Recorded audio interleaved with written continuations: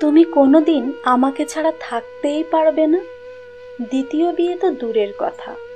হাসতে হাসতে আরোহী সেদিন স্বামীকে মজার ছলে কথাগুলো বলেছিল, কিন্তু কে জানতো যে আরোহীর হাসির সাথে উড়িয়ে দেওয়া কথাটাই সত্য প্রমাণিত হবে।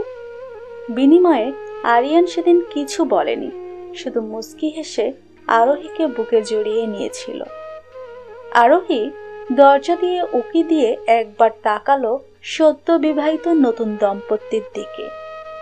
আরিয়ানকে বেশ মানিয়েছে মেয়েটির সাথে। মেয়েটা দেখতে ভারী মিষ্টি।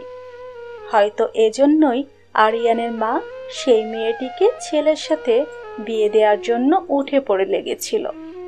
আর ছোট থেকে দেখে আসছে বলে কথা, বোনের মেয়েকে হয়তো আগে থেকেই নিজের ছেলের জন্য পছন্দ করে রেখেছিল। কিন্তু মাঝখানে আরিয়ান আরোহীকে বিয়ে করে নিয়ে আসার জন্য হয়তো সফল হতে পারেনি। আরোহী এক পলক আরিয়ানের দিকে তাকালো। তাকে দেখে কোনো রকম লাগছে না। আরিয়ান এই বিয়েতে খুশি নাকি বেজার তা ঠিক বোঝা যাচ্ছে না। তবে আরোহী এতটুকু নিশ্চিত যে আরিয়ান এই বিয়েতে রাজি ছিল।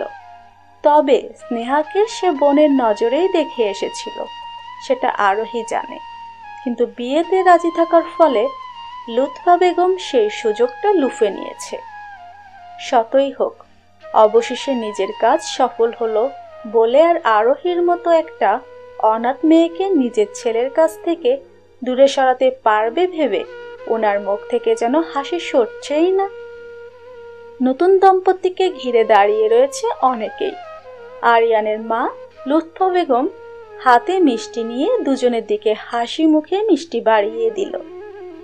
ওনাকে আজ ভীষণ হাসি খুশি লাগছে। হয়তো এতদিনে মনের আশা পূরণ হলো সেই আশায়। আরোহীর বড্ড ইচ্ছে হচ্ছে এই দম্পতিকে সে যেন একদম সামনে থেকে দেখে, কিন্তু তার শাশুড়ি লুৎফা বেগমের কড়া নির্দেশ, তার অলক্ষী ছায়াটা যেন ওনার ছেলে বউয়ের উপর না পড়ে।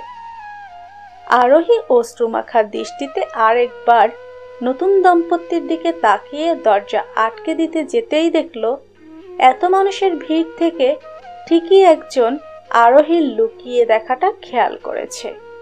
সে মানুষটা হলো আরোহীর ভালোবাসা আরিয়ান। আরিয়ানের চোখে কোনো অপরাধ বোধ নেই, কিন্তু আরোহীর সামনে ঠিকই অপরাধ বোধের মতো দৃষ্টি দেখাচ্ছে।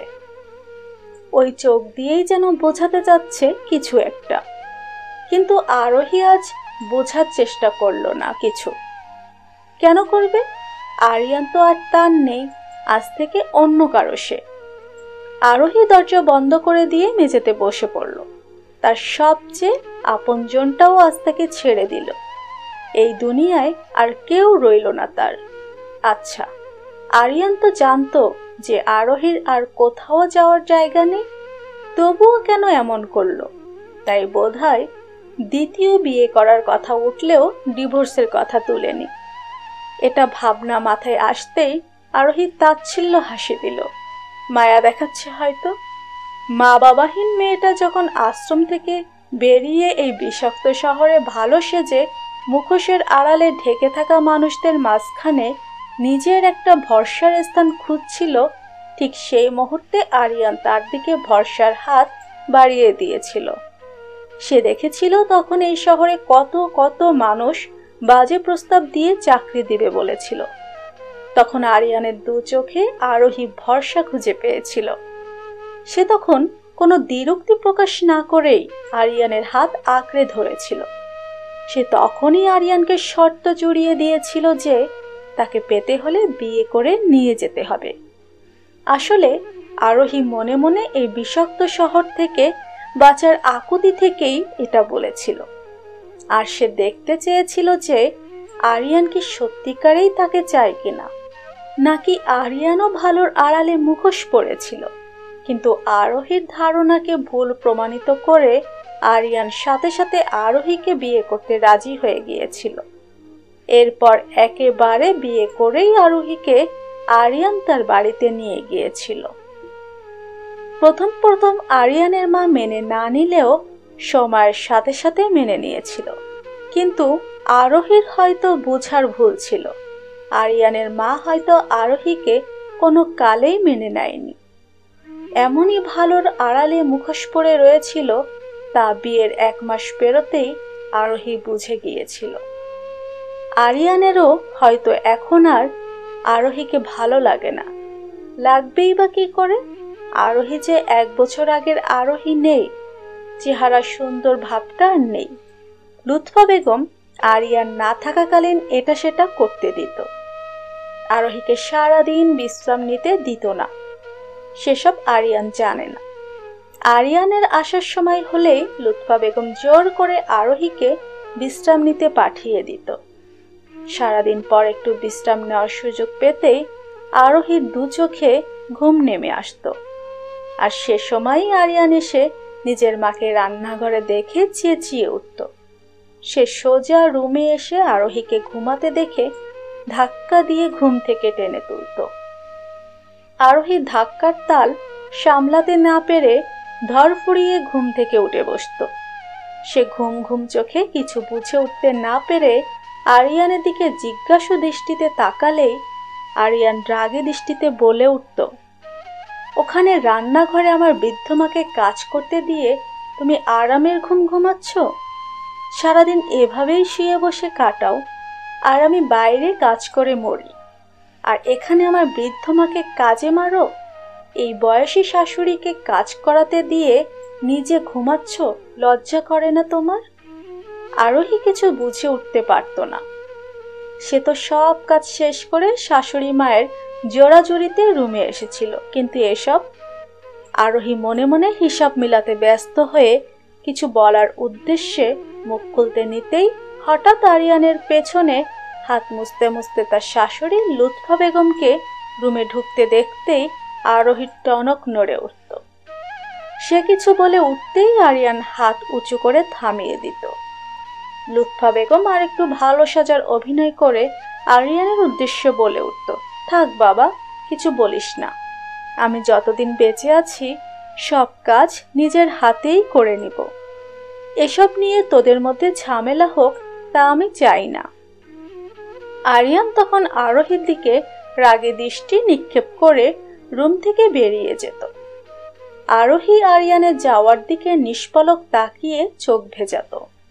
সে তখন থেকেই বুঝে নিয়েছিল যে এই সংসারে তার টিকে থাকা বড্ড কঠিন। এভাবে চলতে থাকলে আরিয়ান আর তার মধ্যে দূরত্ব বাড়তেই থাকবে, কিন্তু তার কোনো উপায় ছিল না। আরিয়ানের ততদিনে আরোহীর কাছ থেকে মন উঠে গিয়েছিল। আরিয়ানেরও বা আর কি দোষ, সে তার জায়গায় ঠিক ছিল। সারাদিন অফিস শেষে বাসায় এসে যখন দেখত নিজের স্ত্রী রুমে পড়ে ঘুমাচ্ছে আর মা রান্নাঘরে কাজ করছে, তখন যে কোনো ছেলেই এসব দেখে মাথা ঠিক রাখতে পারবে না। কিন্তু এসব দেখার মাঝে যে বড় ভুল লুকায়িত রয়েছে সেটা কোনোভাবেই আরোহী আরিয়ানকে বুঝিয়ে ওঠাতে পারত না। আরিয়ানের কাছে তার মায়ের কথাই সবার আগে। এভাবেই আস্তে আস্তে তাদের মধ্যে একেবারের জন্য দূরত্ব তৈরি হয়ে গেল। আর 1 বছর হয়ে যাওয়ার পরেও যখন আরোহী মা হয়ে উঠতে পারছিল না, তখন আরিয়ানের মা লুৎফা বেগম যেন সুযোগ একদম হাতের নাগালেই পেল। নিজের বোনের মেয়েকে ছেলের সাথে বিয়ে করিয়ে দেওয়ার সুযোগ। আরিয়ান প্রথমে আরোহীর দিকে তাকিয়ে একটু নাকচ করলেও পরে রাজি হয়ে গিয়েছিল, কারণ তখন তাদের মধ্যে এমনিও দূরত্ব বেড়ে গিয়েছিল। তবুও আরিয়ান দোটানায় ভুগে আরোহীর কাছে এসেছিল। আরোহীর তখন আর কি বা বলার থাকবে, সেও রাজি হতে বলে আরিয়ানকে এই বিরক্তিকর সম্পর্ক থেকে মুক্তি দিতে চেয়েছিল। এসব ভাবতেই আরোহীর চোখ ফেটে অশ্রু গড়িয়ে পড়ল। আরোহীর চোখ মুছে মেঝে থেকে উঠে বসল। রুমের বাইরে থেকে এখন আর আগের মতো শোরগোল শোনা যাচ্ছে না। হয়তো নতুন বউকে নিয়ে আরিয়ান রুমে চলে গিয়েছে। আজ আরোহীর জায়গা গেস্ট রুমে। এই রুমের পাশের রুমটাই এতদিন আরোহী আরিয়ানের ছিল, তবে আজ থেকে আরিয়ানের সাথে আর অন্য কারোর নাম আর অন্য কারো সাংসারিক হাত বিচরণ করবে সেই রুমে। আরোহীর এতদিনের সাজানো গুছানো সংসার যেন এক নিমিষেই শেষ হয়ে গেল। চলবে।